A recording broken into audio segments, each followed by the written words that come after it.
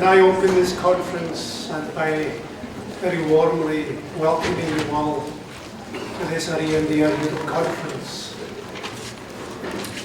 This is our biggest conference ever. There's 500 of you here today, I gather. And I think it's very fitting that a country that, shall we say, is not the biggest in Europe should actually manage to attract our biggest ever audience. And I thank them very much for that. I hear that there are 22 countries represented here today.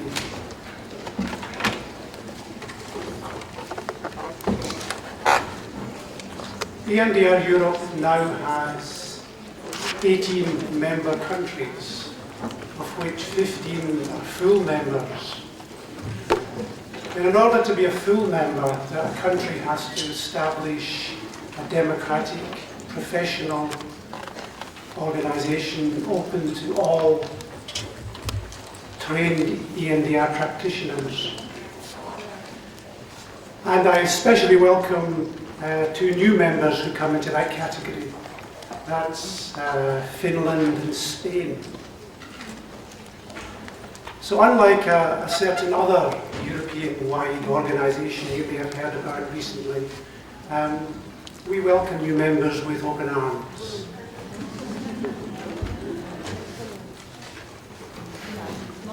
On Thursday, those of us involved in training and supervision had the privilege of spending a day with Francine. And that was very exciting, very interesting. But for me, what was extremely rewarding was to realise the wealth of innovation and exciting new changes that are happening in the practice of EMDR in Europe, both with adults and with children.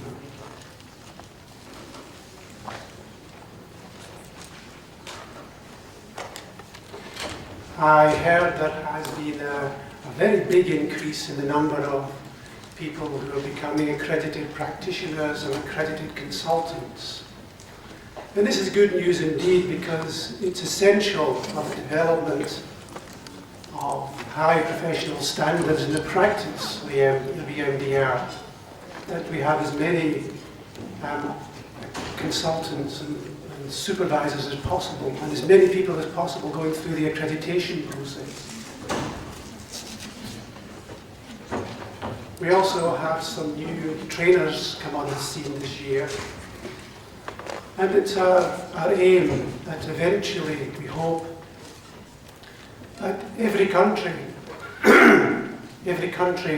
will have its own trainer who can train using its own language and with an understanding of its own culture.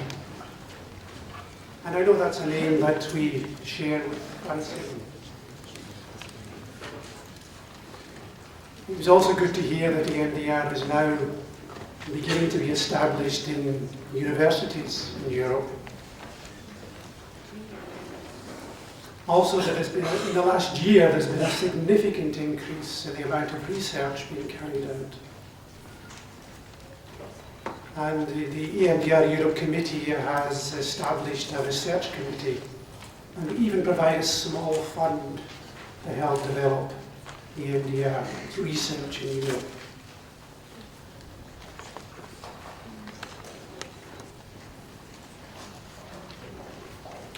Over the last 12 months, we've seen the usual number of major traumatic events, but perhaps the one that's seared in our brain the most is the Asian tsunami. And I know that many of you have been working with European survivors and those who've been bereaved. And I want to give a special thanks to those of you who are involved in HAP, who've actually gone out there and given us something that's most precious, their own time, and in some cases their own money.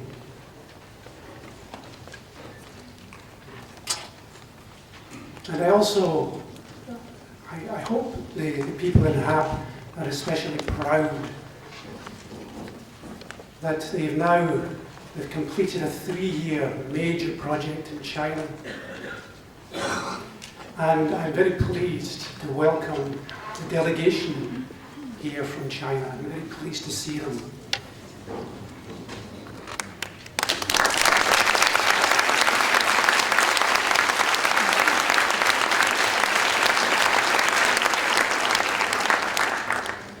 You will see later that have a stall here, and I hope you will be spending some of your money there, whether you want to or not.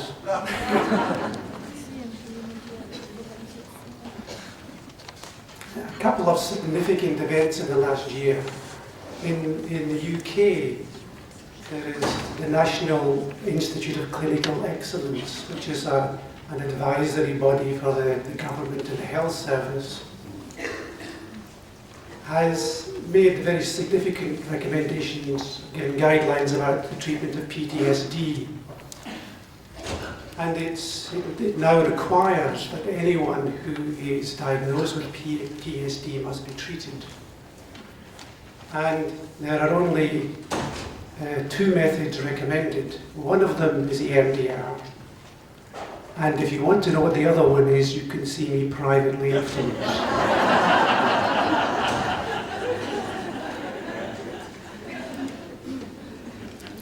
But again, I thank Francine very much because she had put a major input into that.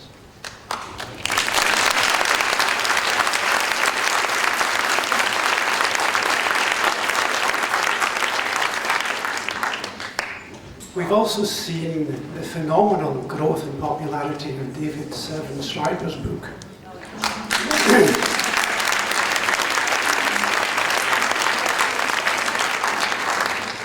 Which seems to really have struck a chord with people.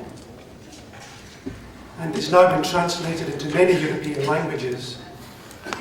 And this has produced a huge surge in interest and demand for EMDR practitioners and for EMDR training.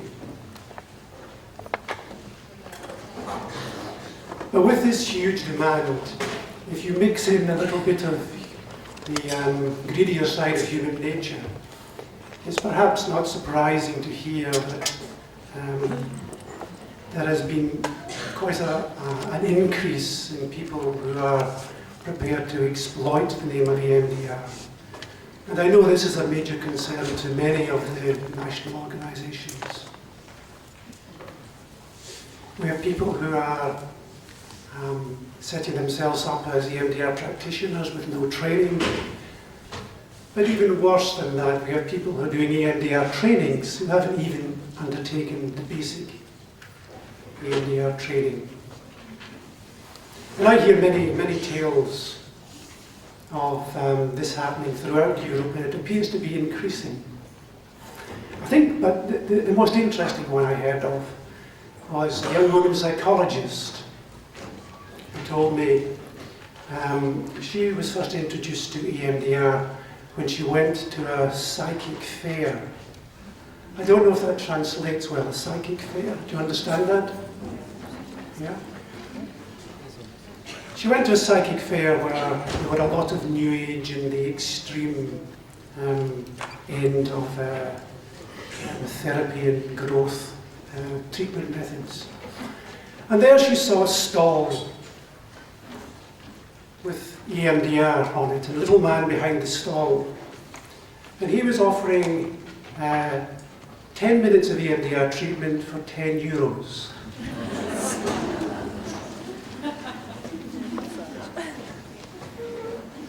Now the interesting thing is that she told me that she had her 10 minutes and it actually helped her.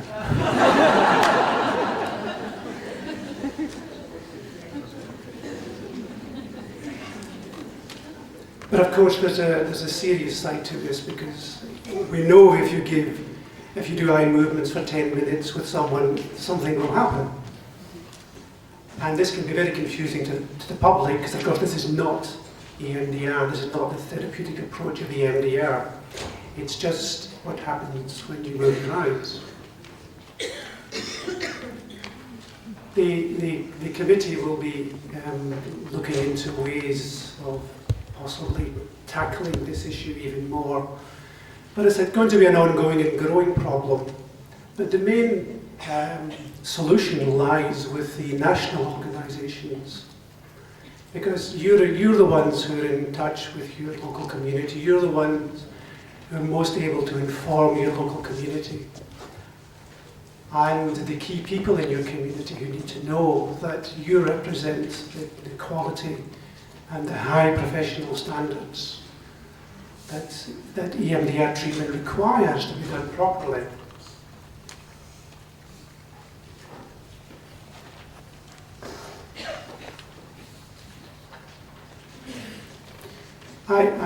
I sometimes have to pinch myself when I think it's actually such a short period of time since a certain person was walking in the park with some disturbing feelings and thoughts and made a connection between the reduction of those disturbing feelings and eye movements. And I have it on now absolute authority that this definitely is what happened.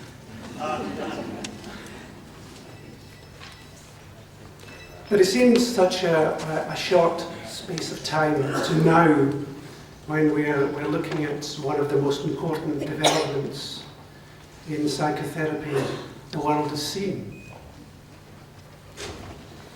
where by now millions of people have been freed from the cycle of traumatised pain. A treatment method that is spread to every continent in the world, if not yet quite every country in the world. This has not just happened by accident. It didn't just evolve. It happened because the person who discovered this was no ordinary person.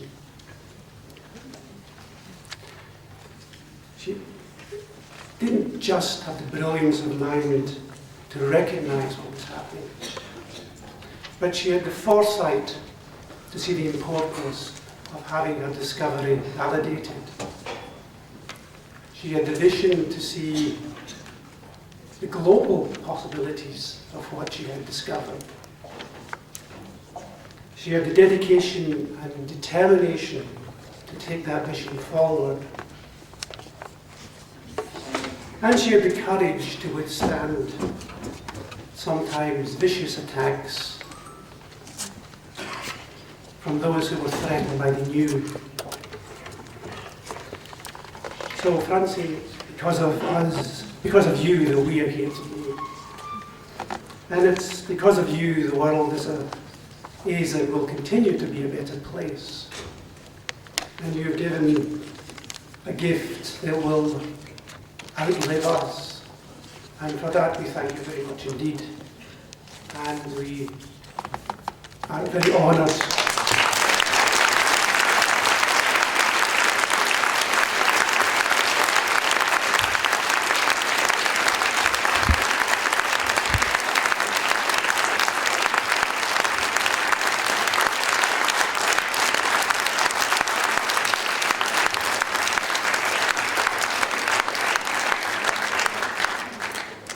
And we are very honoured to welcome you here with us today.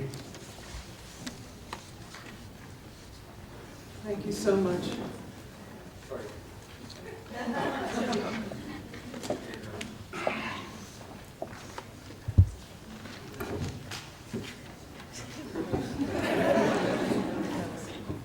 Il paraît que pour le moment, on a un problème pour les francophones.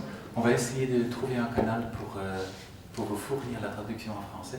Mais pour le moment, il faut continuer malheureusement, donc ça ne va pas durer longtemps. This was a message for the French.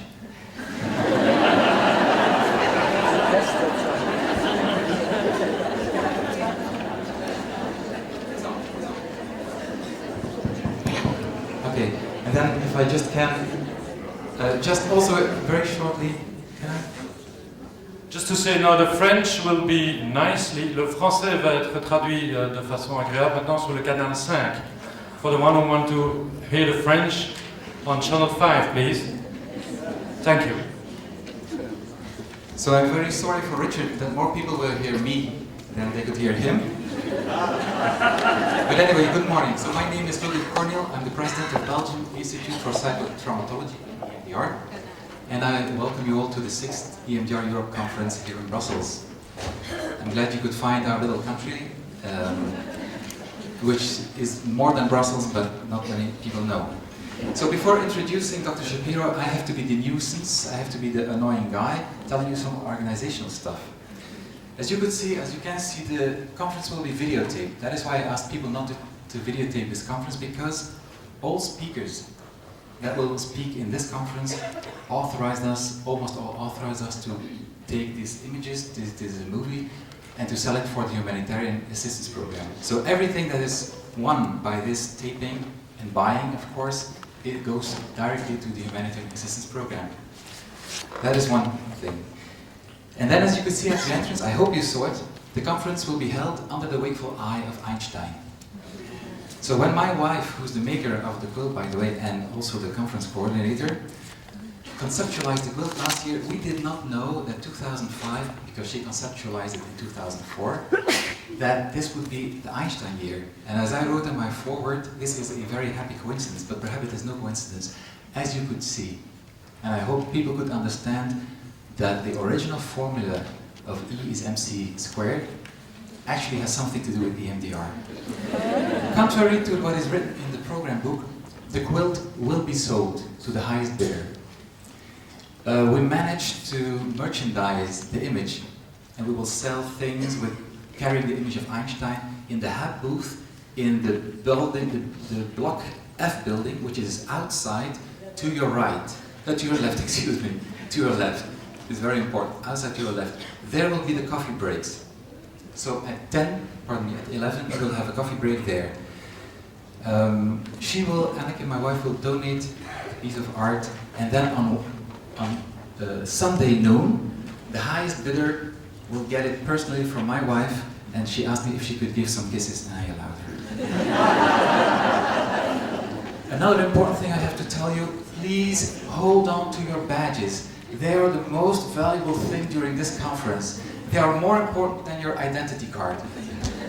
If you lose them, you're lost. Then you go to Anneke and you ask for a new one. They give access to everything you need. No, not to everything you paid for. So in your envelope you will find tickets for the lunch. Today you will need, let me see, I think the green one. I hope so. Well, it's indicated anyway. And tomorrow you will need another one.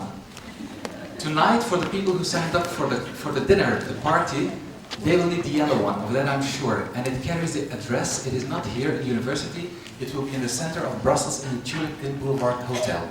There will be live music, but it's full, I'm afraid. So I should not advertise now.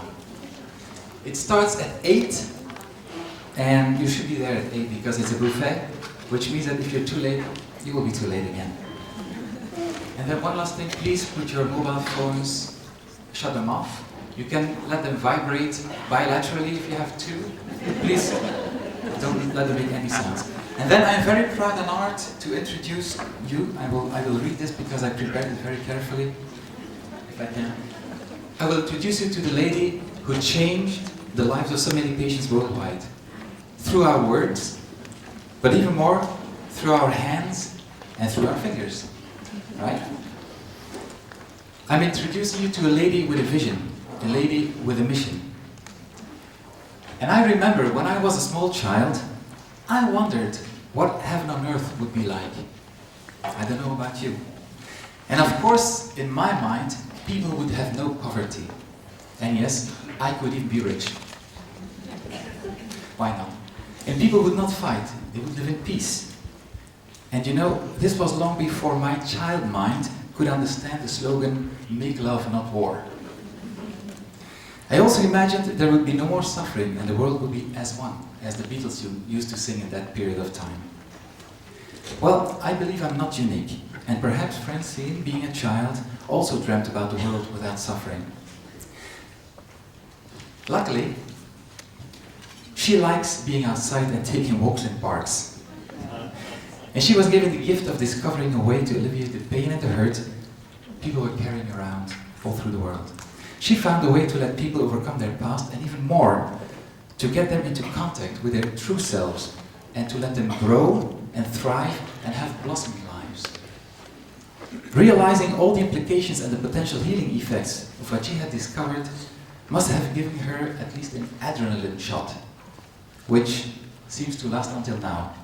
Because from all over the world, she's still hearing reports about fascinating new applications, which she will talk about, and which, of course, as you will hear, need to be researched and written down in scientific articles. And these articles in French, or Slovak, or German, or Chinese should be translated so that they become available to all clinicians worldwide. The biggest gift of Francine Shapiro was that she shared the gift that she was given with the rest of the world. Let us continue to share. And a conference like this is the ideal place for the sake of our clients, and why not, perhaps getting a little bit closer to the child's dream. Ladies and gentlemen, Francine Shapiro.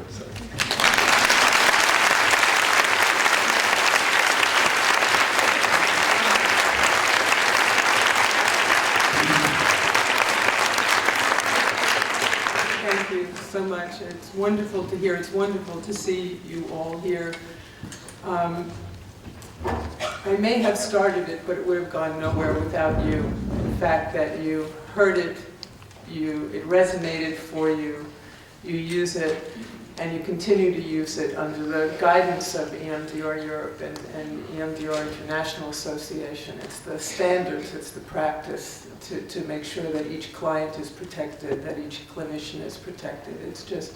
It's wonderful to see that you all share those goals, to make sure that the world does become a better place and that people are protected in the extension of that. So thank you for having me here. The walk in the park was important, but the other thing that I taught it at the very beginning to a VA center, a Veterans Administration Center in the United States, and they used it, but the head of the services came to me afterwards and said, you know, it would have been so much easier for us to be able to get credibility for it if instead of using fingers you'd used a computer. But I assured him that the problem was I'm very low tech, and the fingers I knew traveled every place. The problem is now we have the high tech of the computer to try to give the presentation, so we'll do the best we can with this. But if not, we have a rescuer. The one thing I'd like to call your attention to is there are certain resources available on the internet. EMDR HAP from the United States has a website. Right now, the EMDR Europe HAP is in our heart and on our lapels, and they'll be getting a website too as well. But it's wonderful to know that their coordination is happening and that we're able to work with people that need it all around the globe. EMDRnetwork.org, and all of these are in your handout, so I'll go through it pretty quickly, is one that can give you the latest research and commonly asked questions. And we found that this could be also very useful for clients who need answers as to why EMDR and what is it. Of course, you know EMDREurope.org. The professional standards and the information to guide clinicians and to guide clients is so very, very important. And I want to take the opportunity now to thank all of those who have had leadership roles and have helped organize EMDR Europe throughout the years, the president and Ludwig for bringing this organization here now. Please help me thank them.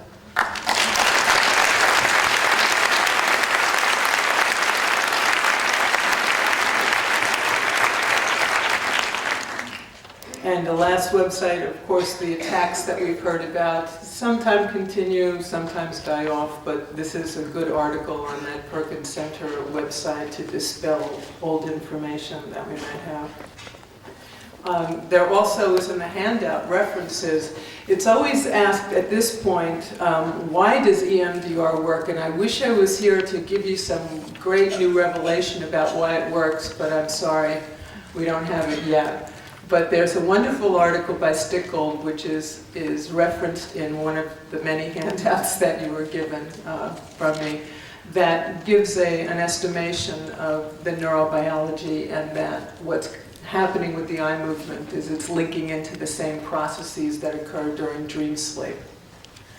And he is able to give a neurobiology. He's a Harvard researcher, and this can assist you in educating those who still need to have an idea of a mechanism before they can accept that it works as a methodology.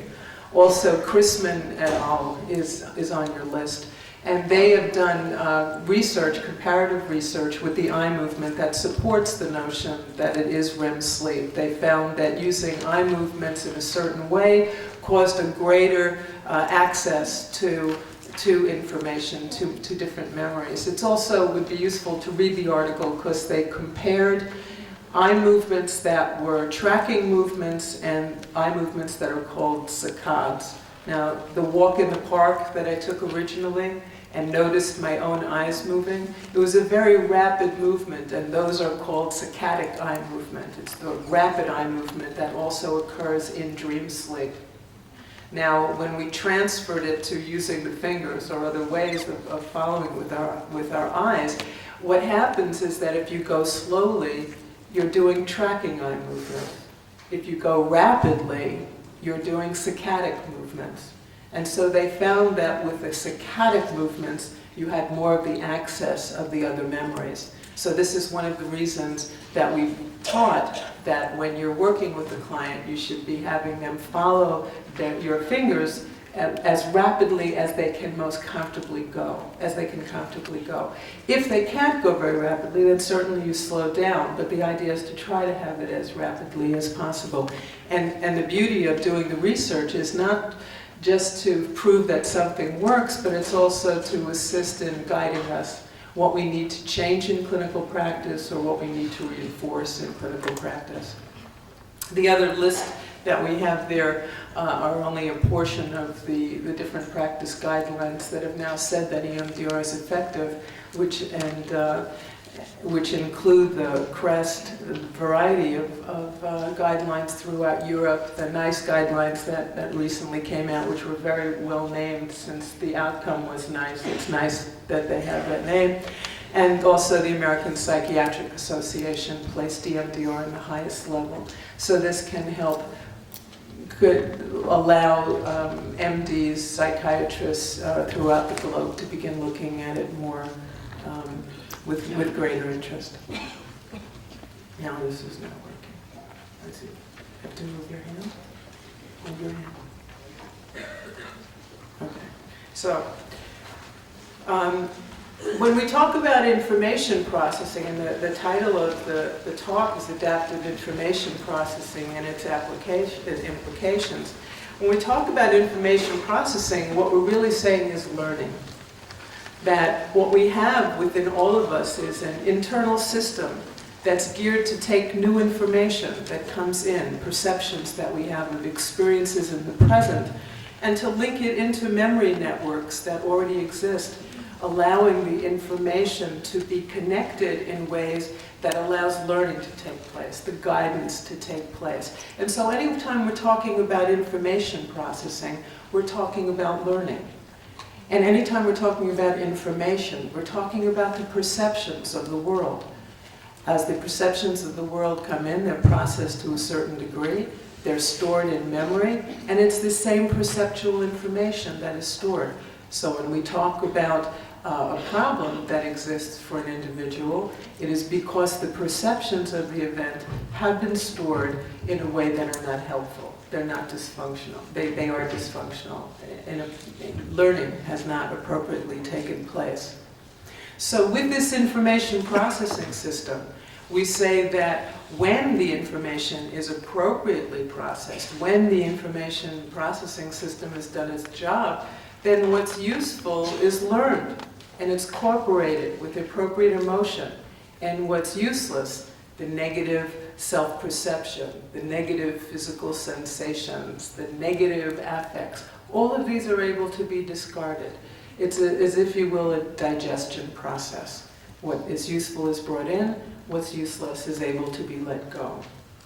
And this information processing system is the basis of the theories in which we talk about EMDR. It's the basis of the model. And so we call the model the adaptive information processing model because we say that this system we have in our brain, this physical information processing system in our brain, is geared to take information to resolution, to the adaptation, where the useful is brought in and the useless is able to be let go. This becomes the basis of all of our EMDR treatment. So again, no, I keep going. There we go. Okay, so as we say, the information processing model explains the clinical phenomena, and it explains personality development. So when people have asked, well, is EMDR a technique? The answer is no. EMDR is not a technique. EMDR is an approach to psychotherapy. It stands along psychodynamic therapy, cognitive therapy, behavioral therapy, experiential, because there is a different model that explains how personality develops and how psychopathology develops, and how we go about treating it. So that from the very time the client walks in the door, you're beginning to do EMDR because you're viewing the clinical picture in terms of the information processing lens.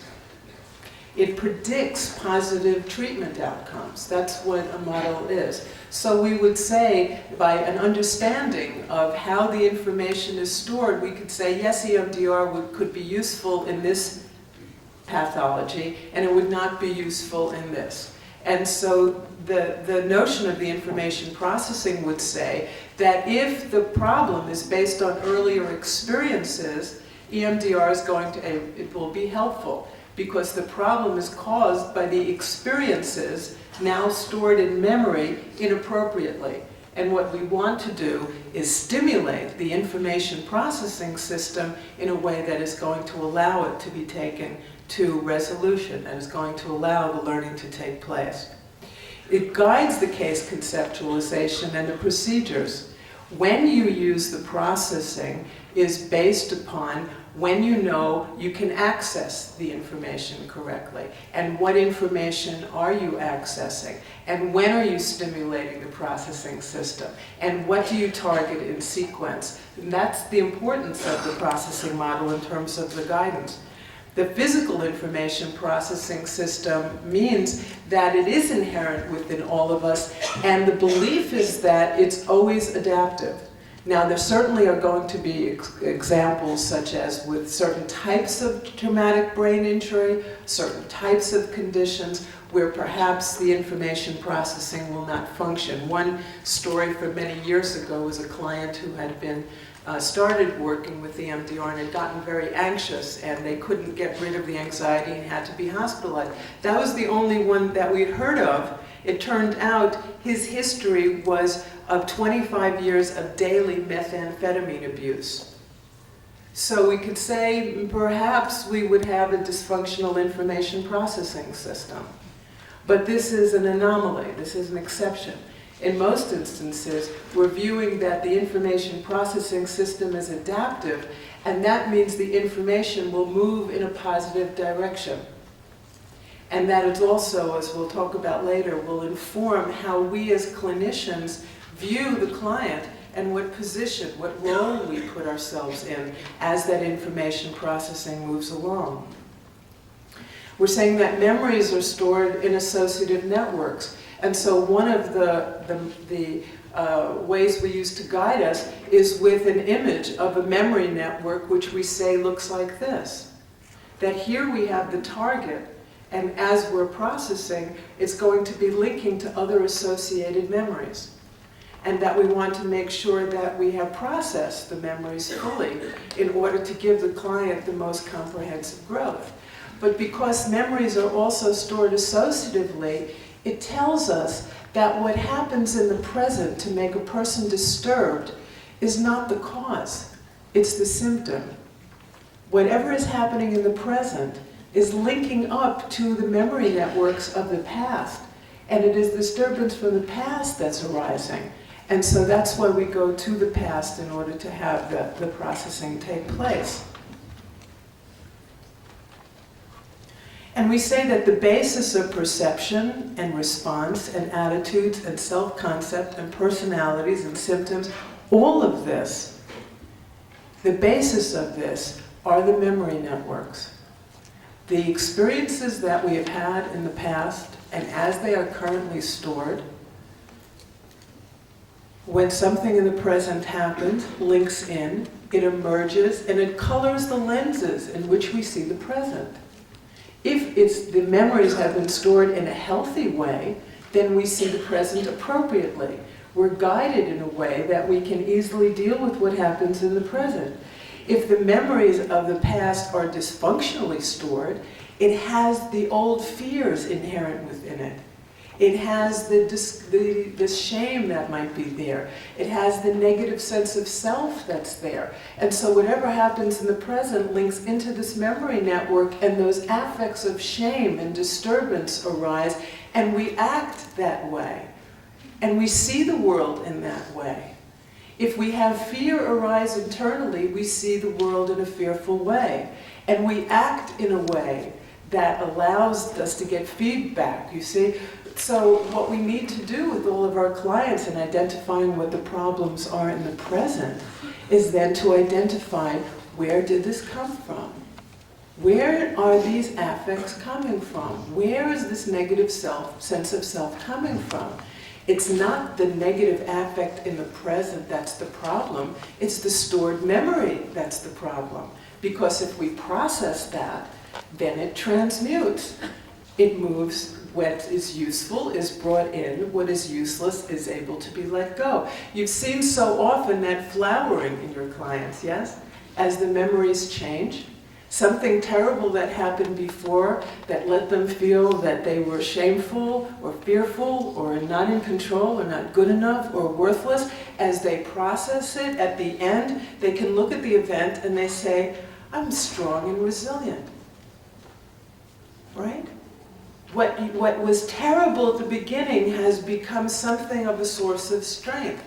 The victims who were saying that they're shameful and they're no good, at the end of the processing, have you not seen your clients say, the shame is his or hers, not mine, and I want to make sure something like this never happens again. That movement into wanting to help, of being able to take what happened and to make it useful, that's the processing. And what we're taking is what has been locked up initially and allowing it through our work in the office to move to that beautiful resolution for the clients. And it is the basis of that is the memory network. Now, it's not unusual for different forms of psychotherapy to say that it's a memory, something happened to me. But they would say, something happened to me and what in EMDR we're saying, something happened and it's stored. It's physically stored. And what we need to do is access it where it is physically stored and allow the processing to take place. So now it's stored in a different way. That's what the basis is for the EMDR therapy that makes it distinct from other forms of therapy. Okay. So, in use in the different phases, we have the client history. We're looking at what targets have set the groundwork for the pathology. And we're taking the present as the symptoms, not the cause. I feel terrible about myself. I feel I'm not good enough in the present. That's not the cause, it's the symptom. The cause is the earlier memory. What is that earlier memory that caused those types of thoughts to emerge? That's what we need to process. What targets will fill the deficits and bring the client to health? So EMDR is not only getting rid of major symptoms, it's also identifying what is useful to bring the client to full health.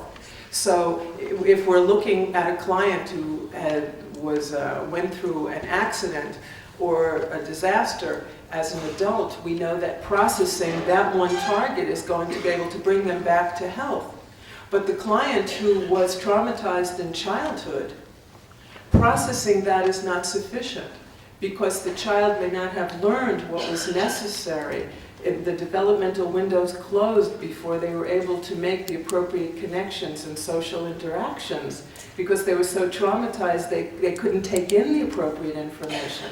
So the treatment for us is not only processing the earlier traumas, it's also identifying what experiences do we have to forge in the relationship or connect them to that's going to bring in the positive information and experiences that teach them how do I bond with an individual, how do I assert myself, how do I set the boundaries, all of the things that they did not learn from childhood. This we identify and know that we are going to have to weave in. It's the notion of the clinical work as a tapestry where we look to see where a thread is discolored, where we look to see a thread is twisted, or we look to see where the thread is missing and we know we're going to have to weave one in. And so the use of EMDR is it's important for it to be done with a sensitive clinician who's able to identify what are the human needs of the client, not only to get away from the overt symptoms, but also to allow the client to be able to come to full health, a full, healthy, happy adult that's able to bond. And part of the client history is telling us whether the client is able to access the experience and allow the processing to occur. So are they ready to be able to do the processing? Will they feel safe with you in the present so that they can allow the information to occur? And all of the different ways that we use to get the clinical history brings together aspects of all of the major orientations. So when we talk about EMDR as an integrated form of psychotherapy, we know that it has aspects of the cognition. From the cognitive therapy, we go into the earlier memories as the psychodynamic therapies do. We deal with emotions as the experiential, there are all of these connections, but not only that, we use all of the different orientations, and these may be out of order. This is not the organization's fault, it's mine. I decided that perhaps we needed more time to ask questions at the end, so I moved things around. We use all of the different orientations to identify what the targets need to be. And so I think there are very few people in the room who have only used EMDR in their clinical history. There may be a couple of people that have graduated recently from school and started using it from the beginning, but most of us came in with different orientations. And all of the different orientations help us to identify what the appropriate targets need to be. If we're cognitive therapists, then we recognize it through the belief. If we are, we can also recognize and go into targets from how their body feels, and we have them concentrate on their body and go back into, find out what the earlier memory is by asking their mind to just go back and bring up the earliest memory. But all of the different orientations assist us. And psychodynamic gives us much information in terms of what different targets need to be. And it also, the information processing model also helps us explain different phenomena and procedures, for instance, in psychodynamic. So if we're looking at transference with a client, how do we view transference in information processing terms? The client is with us, and they say that they're feeling some way about us. What should our response be? Well, first we have to think whether the client is correct. And we have to be honest to say, yes, I was thinking that way. But if you know that that's not the way you were feeling, then you can basically say, since it's an inappropriate description, evaluation that they're making of the present, it's because the perceptions of me are linking into their memory networks, and we're tapping into an associated network of dysfunctional information. So the transference becomes a link to what next needs to be processed. And so we'd say to the client, thank you for telling me. that is actually not the way I was feeling this, but go back to the feeling and continue the processing. And that can allow you to start processing the transference issues without having to do a great deal of interpretation about it. So if transference is this, where the client's unhealed material is emerging, then what is countertransference? Can it be your own unhealed material emerging? That the perceptions of the client who is saying something may be coming to the clinician and bringing up feelings of inadequacy, not being good enough, inappropriate anger. And so in that way, we have to watch where in ourselves when we need to have information processed. So it's always, everything becomes a mirror. How am I responding in the present is a reflection perhaps of things that need to be healed internally. And since what we want to do is have the relationship with the client where there is a sense of safety, we have to make sure that we can also feel safe with the client to allow that to occur. Defenses, when we look at defenses, and the psychodynamic community certainly can help all of us be able to identify the types of defenses that will be emerging with clients in different types of configurations. But instead of having to hammer at defenses, in information processing terms, we recognize that these are the behavioral patterns, the patterns that emerged that the child learned at an early age were necessary for survival. And so since these were childhood experiences that taught them they needed to respond this way for survival, by recognizing a defense, it lets us lead back to the earlier experience that needs to be processed. And once that does, the defense dissolves, because as the memory transmutes, the learning is taking place, and the change automatically occurs in the affect and the thought and the behavior. The attachment issues are important, as we recognize now, it becoming much spoken about it much more. But remember, attachment has to do with the early dyadic relationships that have occurred, yes? And so if we recognize that as a species, each person is hardwired, every child, to emit certain cries to get certain responses, it's for survival needs. But not only are they getting feedback for survival needs, but also it is an expected reaction. It is teaching the child and the baby that there's a cause and effect universe. They are an individual, an emerging self in a universe where if they act, there will be a reaction. Now imagine what's happening with the child who's crying, simply crying, and there is no response. Or the response of the mother is not one of the interest and excitement that causes the development, but one of neutral and disinterest. The child is not learning that they are important. They are not learning how to interact in the world. And so part of what we need to look at when there are attachment issues are how do we have to respond to the client in a way that allows a sense of safety and allows us not only to process the earlier negative memories, but what do we have to incorporate. And so those of us that might have a neutral face that we use, remember that the neutral and non-responding face of the mother was one that was generating anxiety, yes, and fear. Not getting the proper response. This might be not a good way to be dealing with your client, because what you're generating in the office is linking into the associative memory network and is going to bring a negative response instead of a positive one. So always we have to look at feedback to the client, not become mechanistic and always do something in a particular way. But what does that client need that's going to evoke the sense of safety that we need to have in the relationship? And the relationship that we have with the client, every experience becomes itself stored in memory.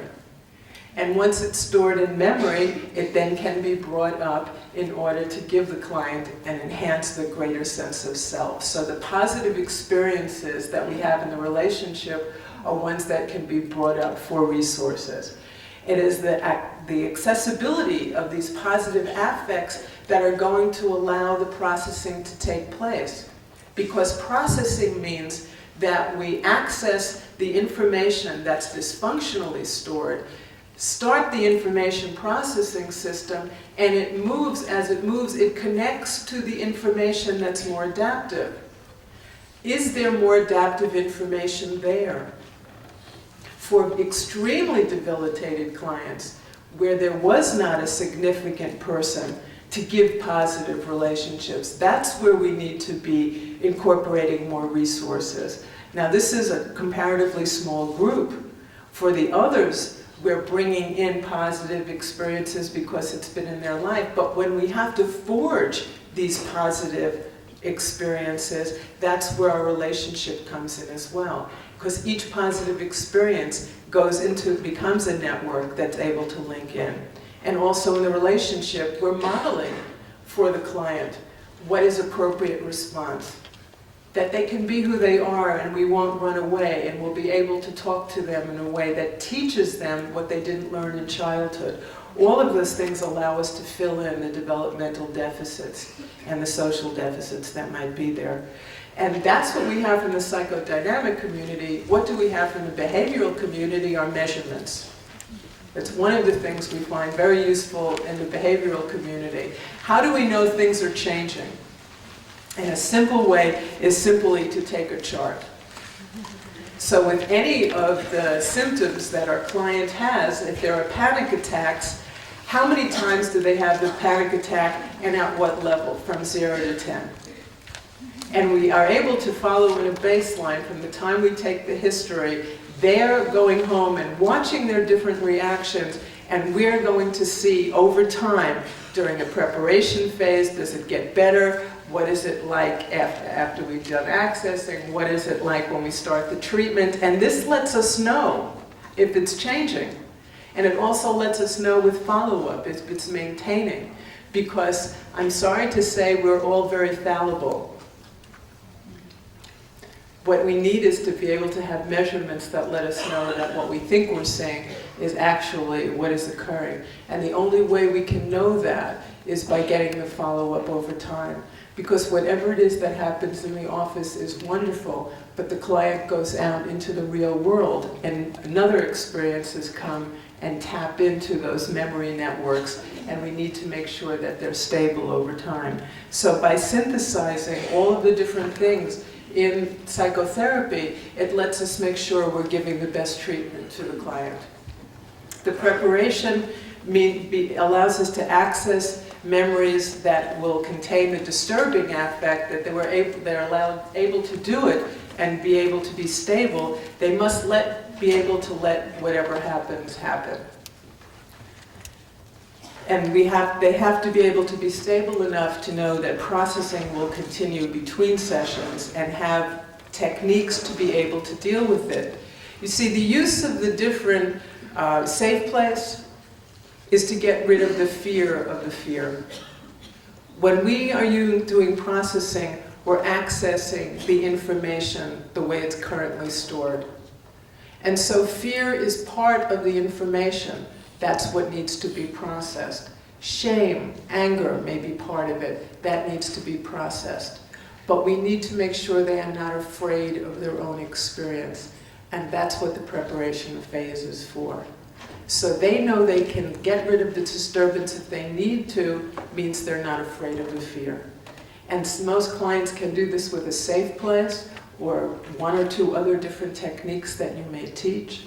Some clients may need to have more preparation with developing of resources, but that's the goal of the preparation. And it is the goal that lets them, in between sessions, self-monitor. If I'm disturbed, I'll use this technique and it will be able to take it away. But the ability to self-monitor and use a technique is the bridge. It's what we use until treatment is complete. At the end, when treatment is complete, we don't want, the anxiety should not be coming up at all. The shame should not be coming up at all. And this again is what we're looking for in terms of follow-up for the client. Not that I was able to use my breathing technique to feel better, but I didn't need to. It wasn't there. And the therapeutic relationship, again, is forging the adaptive memories and the positive affects. So you don't have to have a client who feels that everything is wonderful before they start the therapy. If they thought everything was wonderful, they wouldn't need the therapy to begin with. The phases of EMDR is to be able to identify what to process, to prepare the client to process, and then to process. Giving the resources and the preparation is not the full treatment. The full treatment involves the processing. So the assessment, we're going back to a memory that directly deals with the issue. If the person is coming in and having panic attacks in the present, you're going back to what caused those feelings of fear and lack of control in the past in order to process it. So the memory has to directly relate to that. And then we align the image, the thoughts, the sensation, because these are all of the aspects of memory. And we're bringing it together in a controlled way, in a focused way, that when it is accessed, once we start the processing system in motion, it's going to move along. When we are accessing it, the belief statements are a manifestation of the information. This is to make sure that we understand. The belief statement is simply a manifestation. The image, the thoughts and sounds, the emotions, the physical sensations, the belief, it's simply part of the information. But the person did not at the time have to be thinking, I'm terrible. It's when they access it, the information emerges, and I verbalize it by saying, I'm terrible. I'm not good enough. It's the verbalization. It's not the thing that we're using to cause the change. It lets us know how the person is feeling in the moment. The reprocessing is the basis where the learning takes place. It's the link up of the different information. And we're getting feedback after every set in order to see whether it is changed. So again, if the information from the experience is the image, the thoughts and sounds, the emotions, the physical sensations, and the belief, and if we believe that there's a physical information processing system that's geared to take it to resolution, we need to access the information the way it is stored, stimulate the processing system, and after each set, it moves down an information processing track that will allow it to link with any new information. And after each set, we ask, what do you get now, in order to give us the feedback that it's changed.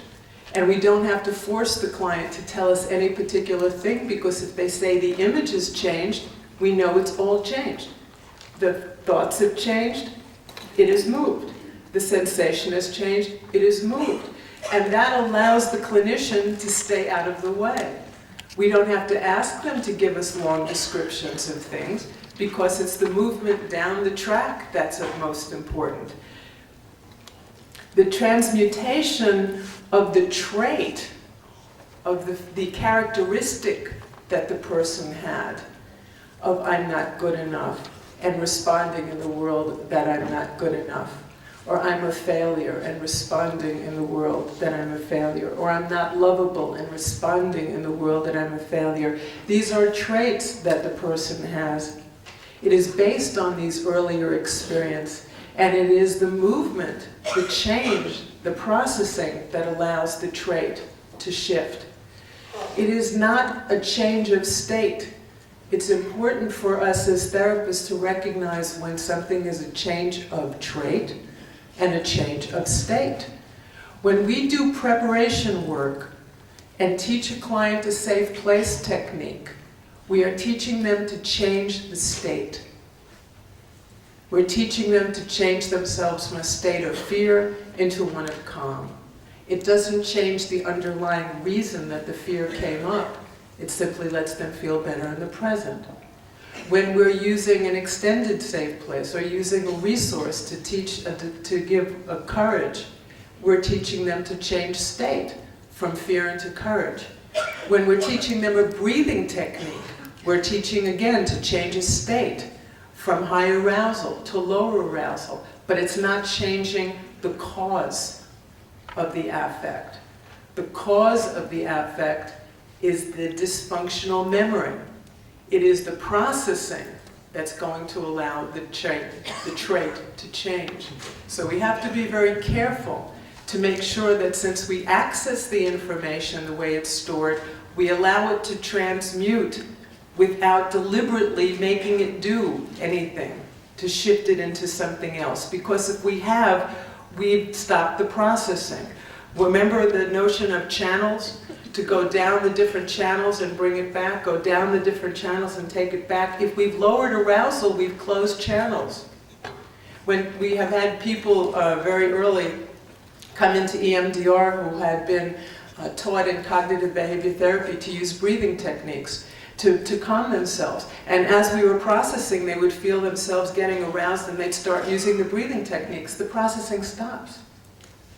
When you are using a resource, if you're using a resource in the middle of the processing, you're changing them out of the memory network that needs to be processed. So we have to be very careful to try to let the information move and make all of the connections that it needs to on its own.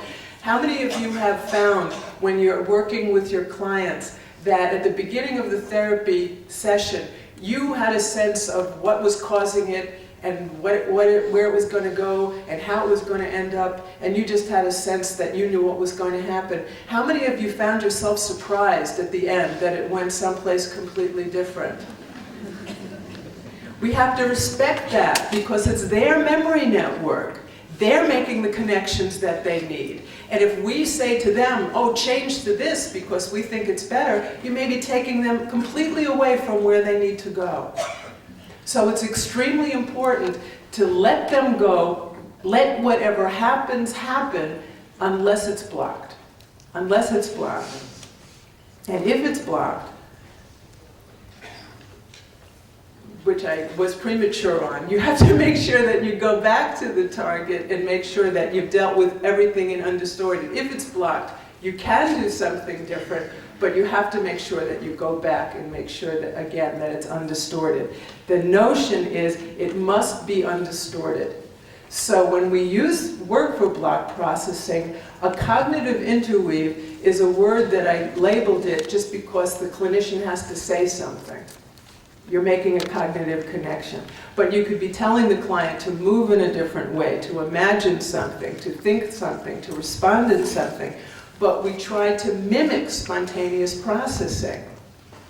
When we have a client like this, we give, and they're not moving, we take the next bit of information that would allow them to come up a bit and then get out of the way so it moves again spontaneously. If you are triggering a resource, you're having them go like this to this. This isn't processing, this is state change.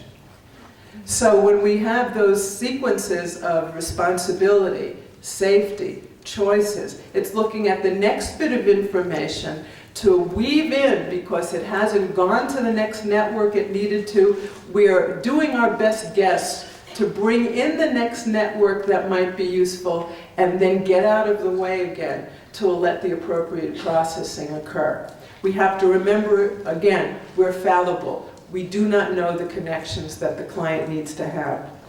So deliberately accessing the next bit of information through asking a question, or if we think the client does not have enough information, like a molestation victim saying she was raped when she was 6, it's my fault, and asking, do you think a 6-year-old is responsible if someone rapes her? Is a question to bring information she has that she would agree about anyone else to be able to link into the network. But it's the next bit of information that if it was spontaneously moving would have come up on its own. But as we make that link, we get out of the way and we realize we have distorted something and go back again to target to make sure that you have it fully processed, always fully processed without distortion. The cognitive interweave is only the action, the statement of the therapist. But if you say to the client, what would you do now? You imagine the difference between you and the person who raped you when you were 6-year-old. Oh, think of that. So they're imagining a difference in size. or they're feeling something and you're inviting them to do it. Things that would have happened spontaneously, you delicately weave in, and then again, get out of the way.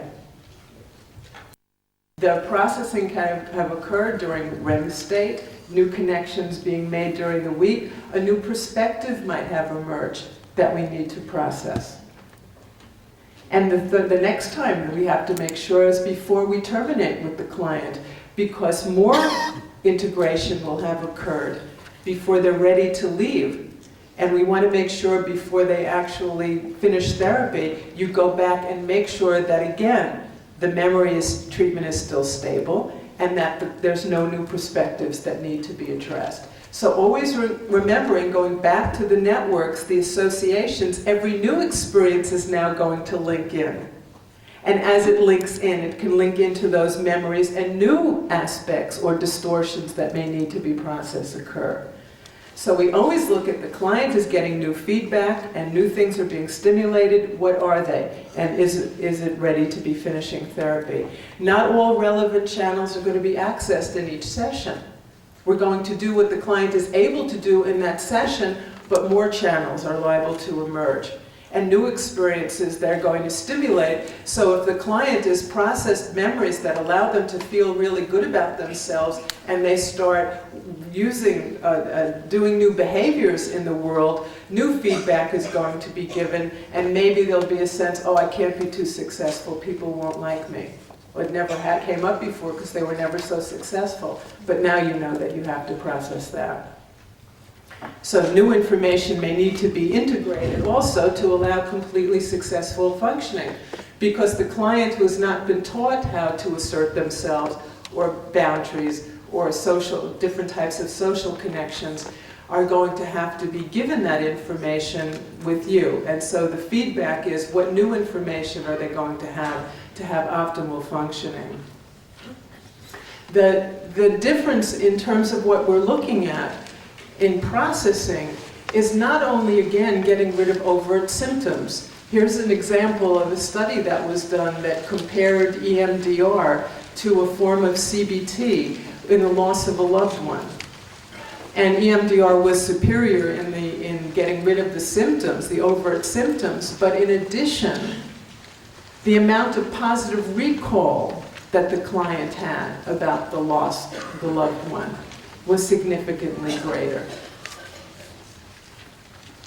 And so there are many positive, healthful things that are going to be emerging with the client, and these are the ones that we need to foster. The problem in our field is that we have mostly standard measures that identify overt symptoms. We also need to look for the positive. And again, we go to the memory networks, the information processing model, to try to understand it. If the information in that network about the loved one is the trauma, that trauma is the one that's excited, and every time the person tries to think about it, it's the negative experience that emerges.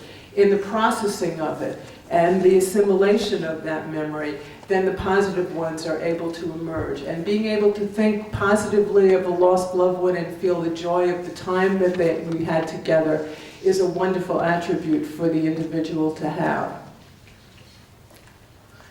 There are overt symptom patterns that we're looking at that EMDR has been used with. And just to give some information, there's an article that's in press right now working with combat military from Iraq, the Iraqi war. And these folks were brought to an area in Spain before they were going to be evacuated back to the United States. And they were only set up, the team in Spain was only set up to evaluate. They could only evaluate what the diagnoses were for the different vets. They weren't able to do any treatment. But 4 of the vets who were diagnosed as extreme cases were afraid to go back to the States. They were crying. They didn't want to go back. Some of them had felt that they had hurt children in Iraq, and they were afraid they were going to hurt their own children. They felt completely out of control. They were begging for treatment, and they refused to take any drugs. The person there was well trained in EMDR and said it was the only thing and so was able to give them 1 session of EMDR, and the symptoms disappeared. They were able to sleep, they were able to eat, everything that they needed to do. This is indicating that EMDR is going to be able to be effective in acute situations such as these. The way of dealing with it, a way of dealing with acute stress and being able to deal in natural disasters is not allowing full processing to taking place, not going through all of the different channels that are necessary.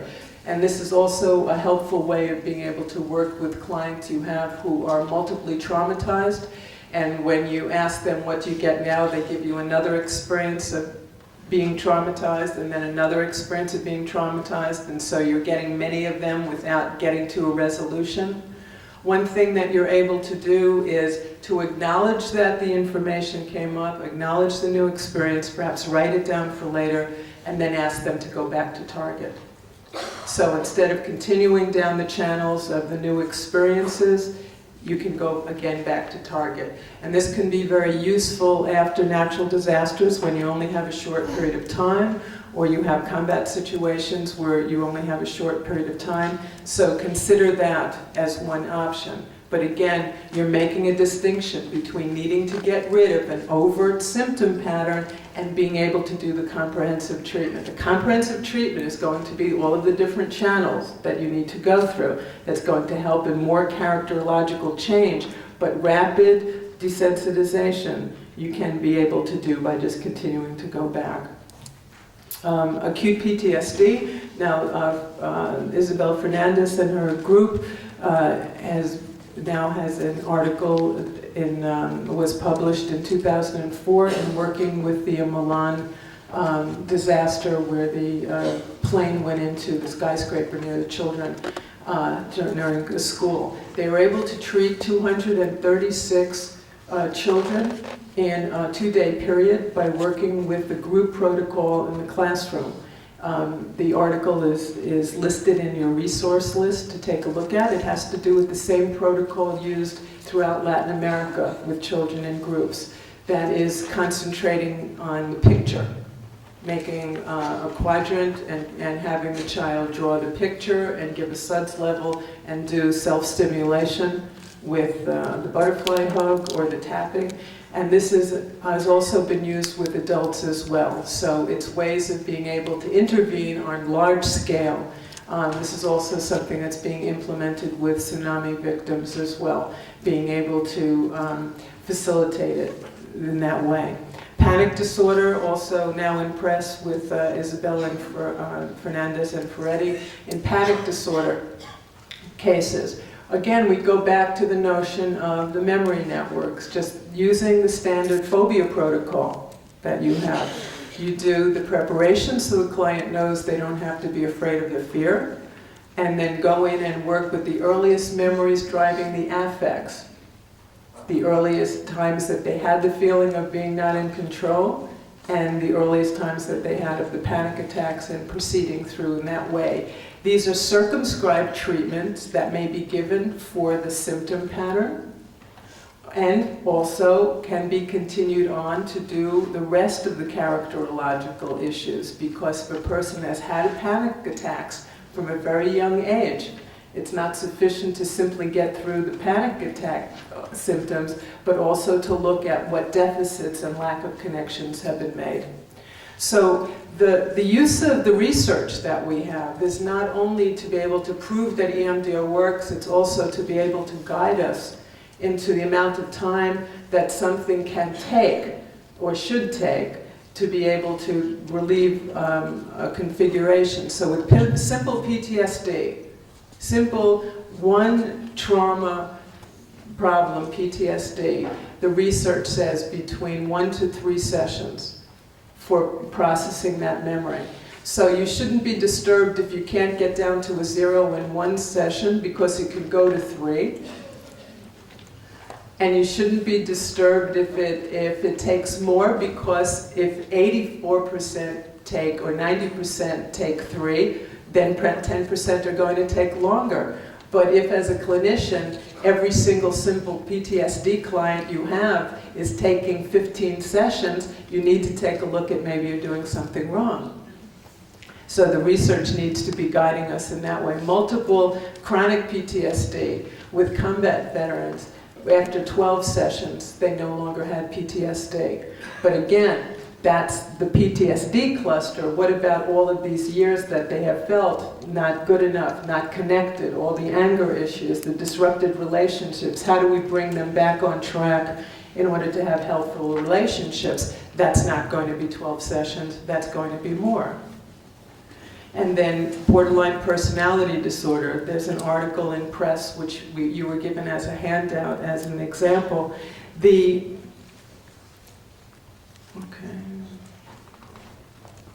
Okay. Personality composed of accumulated characteristics. We don't look at personality disorder as an immovable mountain, but every characteristic in it is one that is rooted in different memories. So what are the memories that have to be processed? That the past events being stored in memory allow us to directly access them and process them for change. That the childhood personality disorder is the childhood perceptions and schemata that are stored. And it's the processing of those that allow the development to complete. The affect, sensations, and beliefs arise from storage. Again, whatever the person is doing in the present is the symptom. The cause is the earlier event. The present perceptions of themselves are affected, so those who have personality disorders, we have to remember, are acting in a way that's disrupted for those around them, and therefore they're getting feedback that they are not good enough, because they're acting in ways that's bringing those responses back as well. So it's not only the processing of the earlier memories, it's also teaching them appropriate responses and connections that may be involved. The dysfunctional characteristics are the responses congruent with perceptions. If I'm having a feeling of abandonment, and I respond to that with anger, then I'm going to be disrupting the relationship, and the person is liable to abandon me. So it becomes a constant feedback loop that we have to educate the client on, as well as do the processing, in order to make sure that they are able to be in a new way of not only perceiving themselves and others, but learning new ways of acting so that they can get the feedback that they need. If not, the negative sense of self continues to be reinforced. So whatever is happening in the present is the trigger. It's the current fire. And if we get caught up in all of the current fires that are going on, and we never get to processing the earlier memories that are causing it, then the person is going to be staying stuck for a long period of time. Now, the impulsivity, these are the different characteristics which you well know, the suicidal and parasuicidal behaviors, the questions of whether there's genetic influences, but whenever we're looking at genetic or neurobiological configurations, we also remember it's an interaction with experience. So how much of the experience can we process in EMDR that's going to allow it to remit? This is the background in terms of the amount of verbal abuse, physical abuse, sexual abuse that we see inherent within these clients. And these are the different targets that we'd be looking at to be processed. The overall goal with any client is going to be eliminating the suffering and the symptoms. That's the overt.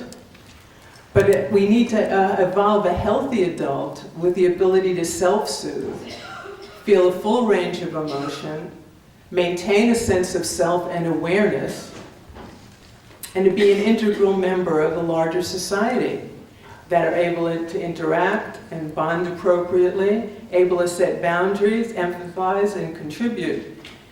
Now, how do we know that we've accomplished it? There are good scales around that lets us check our work. So let me very highly recommend this one, Inventory of Altered Self-Capacities by Briere. It has 11 different domains, and it is tracking all of these different things. Now, one of them I want you to look at is the affect control. In these domains, affect dysregulation, skills deficit, instability, tension reduction, activity. Now, when we're dealing with any type of personality disorder, and particularly with borderline personality disorder, the question comes up, how much preparation needs to be done? And again, the amount of preparation is to allow the client to be able to bring up the disturbance and to allow whatever happens to happen during the processing. We don't have to do resources to fix every part of their life. We only have to have enough resource, self-control technique, to allow them to be able to stay with the processing. Now, there's the case I'm going to tell you about is, again, is in press, and you have it in the article. This client had been in therapy for 3 years and had been given psychodynamic therapy and cognitive behavior therapy. She had a very good relationship with the therapist. They stabilized her, she understood, she had insight about why she behaved in different ways, she had a greater understanding of the different types of behavior and what appropriate behaviors should be.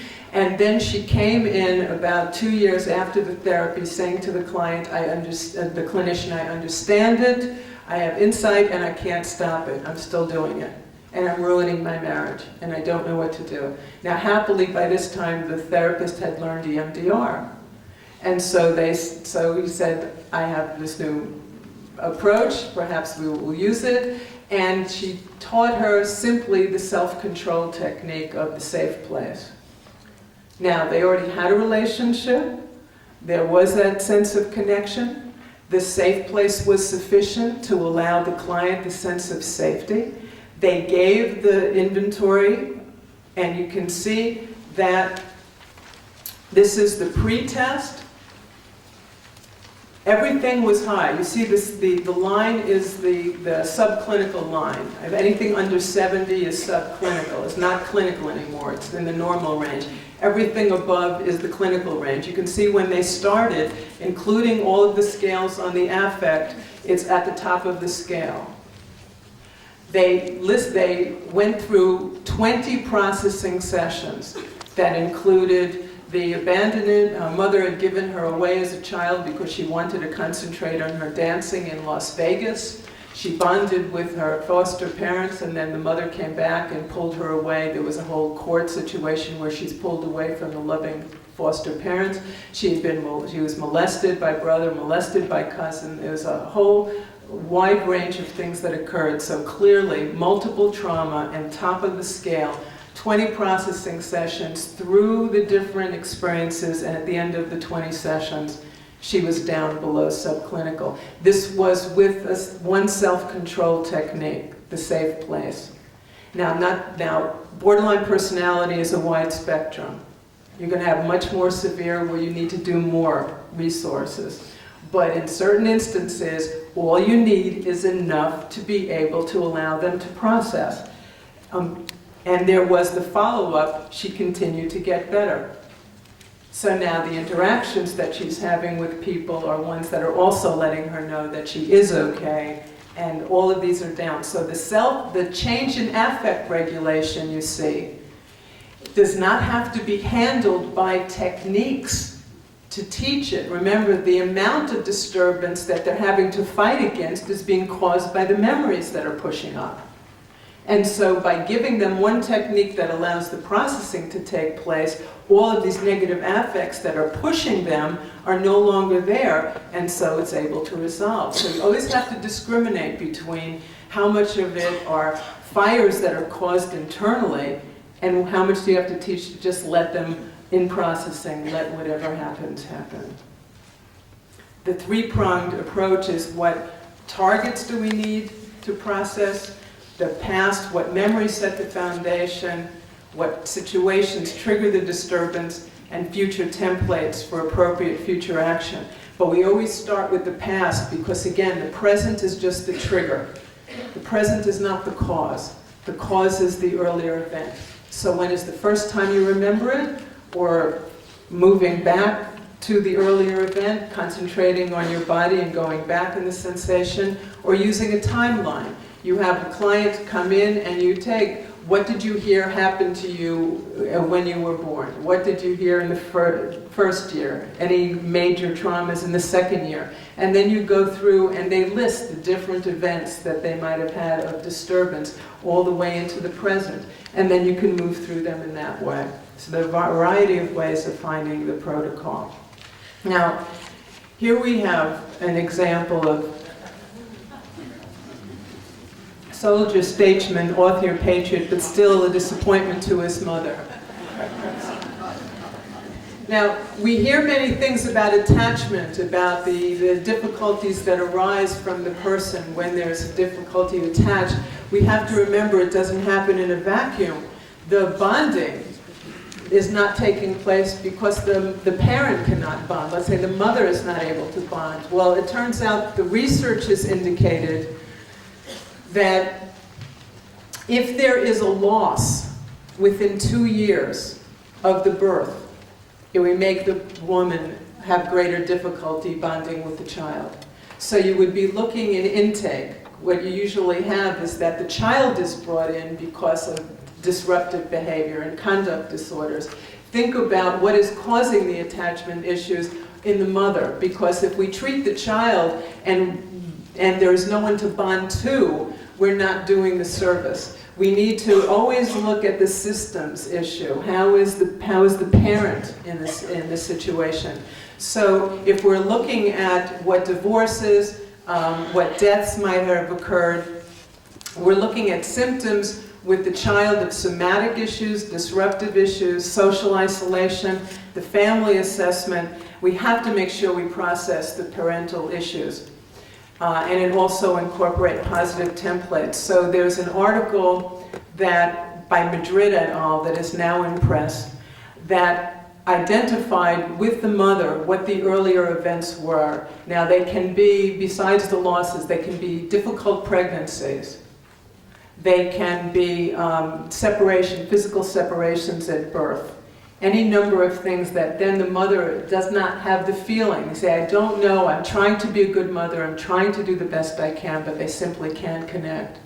The treatment of the mother involves the processing of the earlier events, whether it is the losses, or the difficult pregnancy, or the separation at birth. It is the processing of the triggers that cause them to feel disconnected. And the positive template is imagining, after you process, it is imagining a happy, healthy birth without those problems having been there. And once they're able to imagine that going through, what they then found was that if the child was young enough, all of the symptoms disappeared.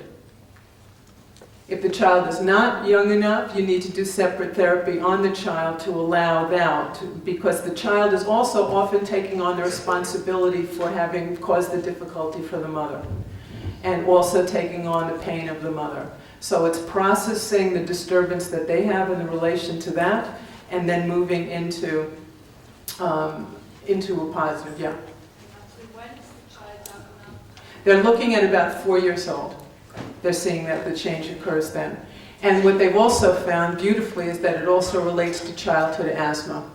There seems to be a correlation in childhood asthma with the lack of bonding in the mother as well. Now, I'm not going to say that all childhood asthma is caused by that, but a significant amount of children appear to have that. So they found that by processing the mother's issues, again, if the child was young enough, then the asthma symptoms completely disappeared. So this needs more research, obviously, but they've already treated numbers of parents this way and found that they had those changes occur. Okay? Okay. Perpetrators is another group. We're also, if we look at the notion of pedophiles, of sexual abuse perpetrators, we have so much a sense of it cannot be treated. That it's a permanent condition. That's been the social philosophy. That I don't know what's happening in Europe now, but in the United States, the pedophiles are being placed on websites Flyers are given out when they try to return to a community to let everyone know in the community that they're a sexual abuse perpetrator. They're talking about doing monitoring with ankle bracelets and satellites to know where they are, because there's the sense that they'll never be any different and they're always a danger to society. We have to keep in mind, we don't do this for murderers, but we do this for pedophiles, because somehow there's the sense of it's innate, they can't be changed. That there are organic deficits involved. But what we're looking at in the EMDR is the experiential basis. And so some of the research that had been done initially by Purna Datta was recognizing that most of those who have been identified as sexual perpetrators have had victimization in their own life.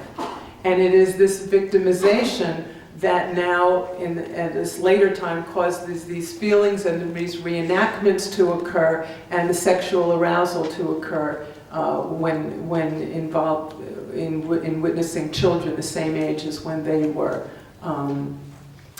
perpetrated against.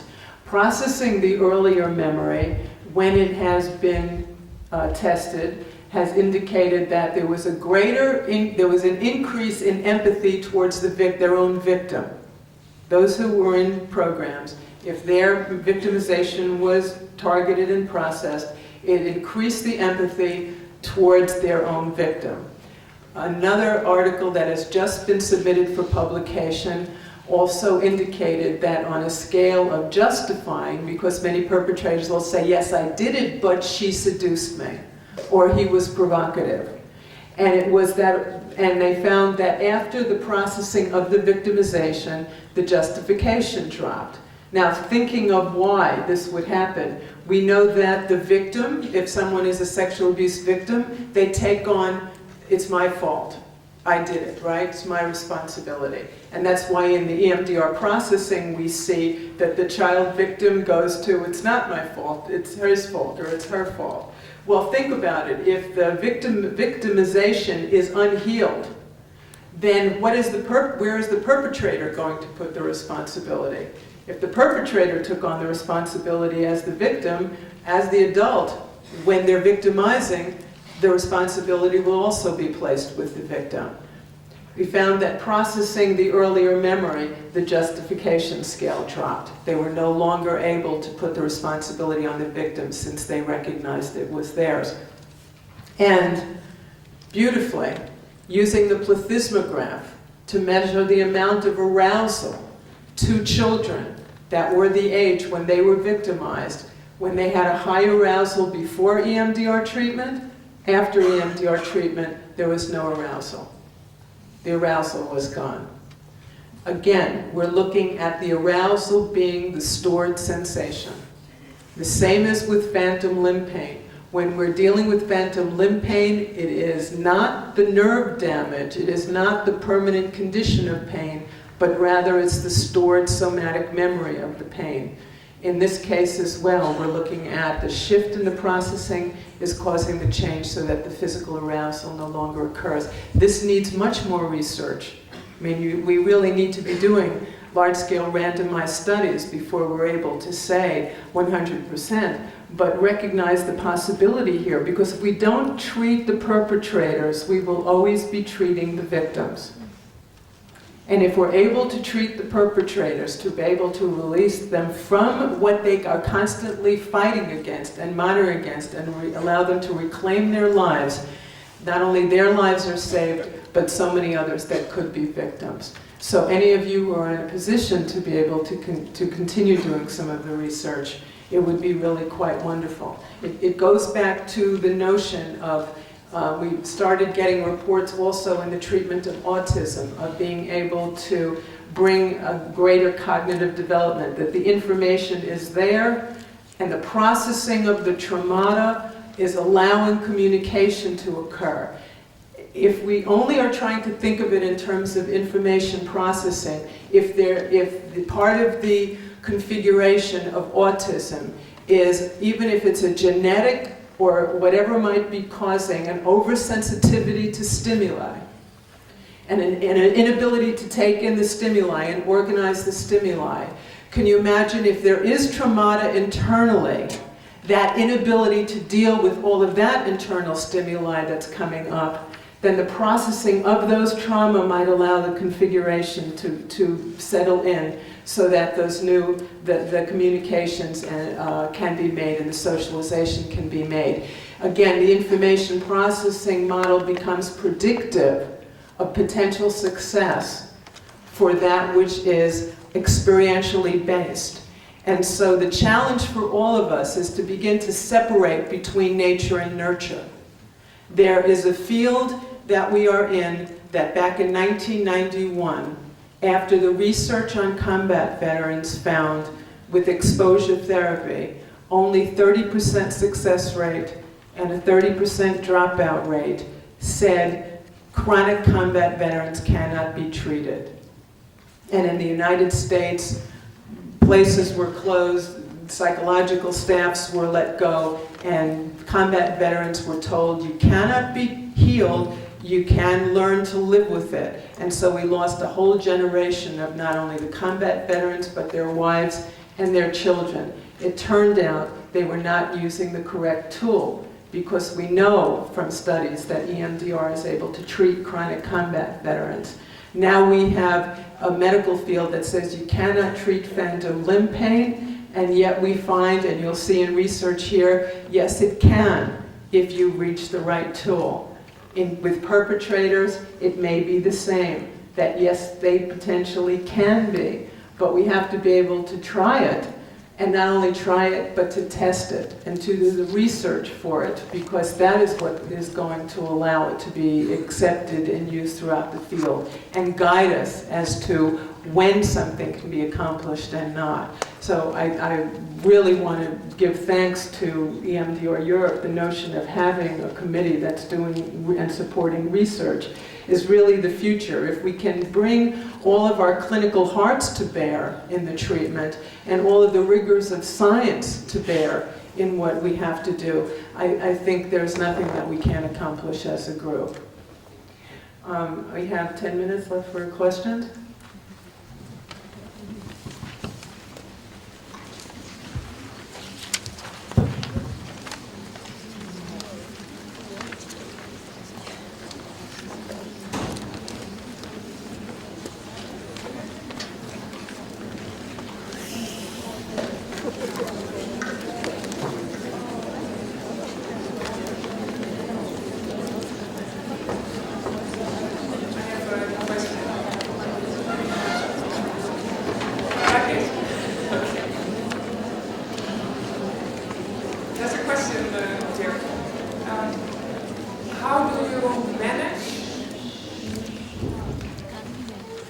When you offer the safe place as a technique, as a research technique, how do you manage that it's not going to be a new defense in daily life, not to enter high emotions in your memory?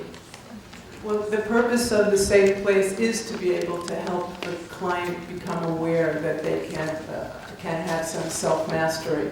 There's much research by Ben Dura and others that say that the ability to have a perceived self-mastery is one that it has a positive effect on the person. So the safe place is supposed to be a defense against overwhelming emotions for the client during the time that they have the therapy. And so the feedback in the real world that they can start mastering the emotions is a good thing to allow them to stay with the processing, so eventually those emotions that they are pushing against and trying to master are no longer there driving against them.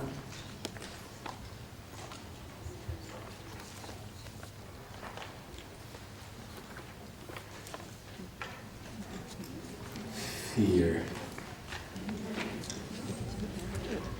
I have a very different question. I just wonder, is there any research or evidence or any information you could give us on the use of eye movements and epilepsy? I've had some concerns expressed, and it would be helpful to know what answers to give. Well, We've only had 3 reports all told, I think, of having problem, and 2 of them had to do with the light bar. So the use of it with many clients who have had epilepsy, there hasn't been any negative effect. I just wouldn't use the light bar. I must say I had one client early on who did have epilepsy, and as we were processing memories, she had a seizure. But it appeared not to be a new seizure, but rather it was an instigation of an old seizure.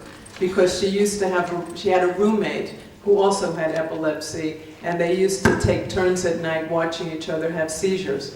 So as we processed something about the relationship, she had it, a very short one, washed her face and was fine. But she reported to me that afterwards, if she had an aura or a sign of the seizure, she used the eye movement and she was generally able to avoid the seizure.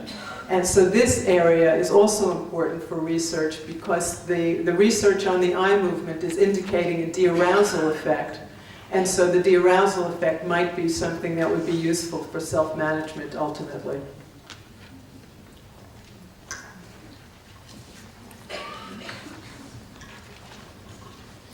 As a neurologist, I have another question to you. Is there a big difference between EMDR and electroshock therapy or generalized seizures when you see that your psychotic patient is becoming normal, but after a period of 4 to 6 weeks starts again to become psychotic? Yes, I think there's a large difference. The eye movement, again, is indicating a de-arousal effect, not the excitation effect, for one. The effects are permanent, as we've seen with sufficient follow-up. It's not that you have treatment and then a few months later the symptoms come back. I think that everything, ultimately, is a brain change. So that when you have well-done cognitive behavior therapy, you're also going to see a shift in physical neurobiological change. Certainly are affecting that with EMDR as well, but I don't see a connection between the 2 therapies. May I make a proposal, start electroshock and then continue with EMDR? I don't think so. No, I'd say there are too many side effects with that to want to go forward with it.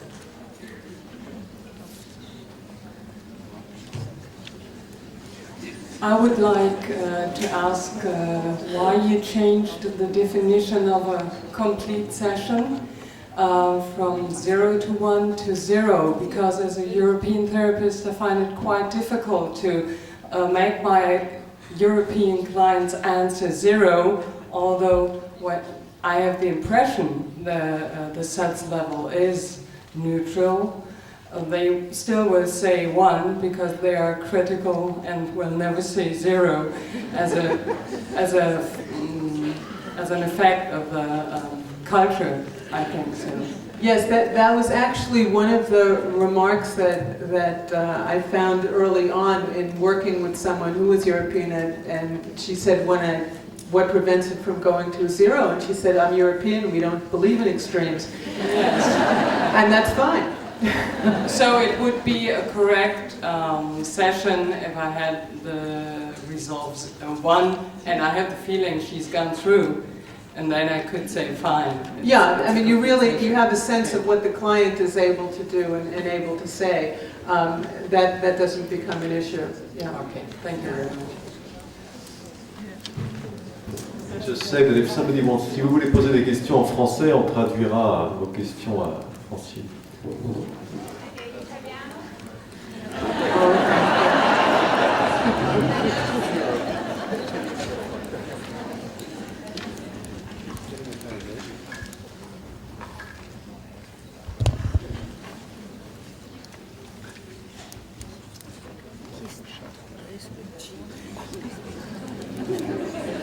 Merci, c'est un peu long. Quelle place attribuez-vous à l'hypnose, à la dissociation hypnotique dans la procédure EMDR? Quand on demande aux patients, vous êtes à la fois ici et ailleurs, vous observez ce qui se passe à l'intérieur de vous. Il me semble que c'est une dissociation hypnotique. Comment pouvez-vous connecter les deux?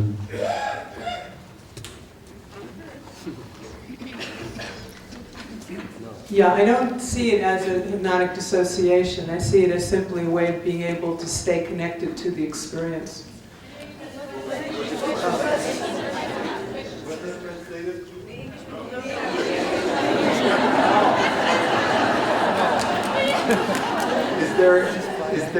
Is there a connection between EMDR and hypnotic dissociation?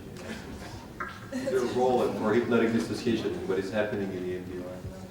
Or the saying to a client, notice what's occurring, and at times it would be like you're on a train and it's the scenery passing by, is not the same thing as in hypnotic dissociation of watch yourself in a theater, watching yourself on a movie screen and doing the separation in that way.